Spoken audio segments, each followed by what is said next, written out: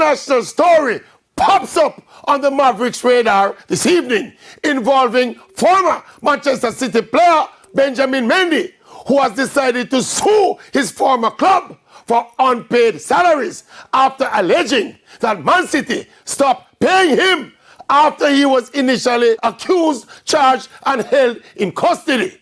Of course, Mendy was cleared of multiple rape and attempted rape charges, so his claim is quite rightly that Manchester City found him guilty by accusation, not by an evidence-based trial, but by some spurious accusations by some witnesses that the courts found to be lying and not credible.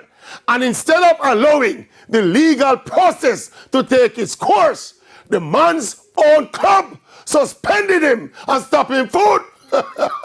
Manchester City did not believe that Benjamin Mendy should be innocent until proven guilty. Instead, they treated him as guilty from the get-go.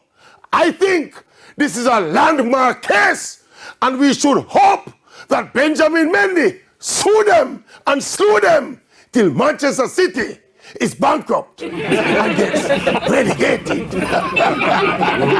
Justice for Mendy! Justice! Justice!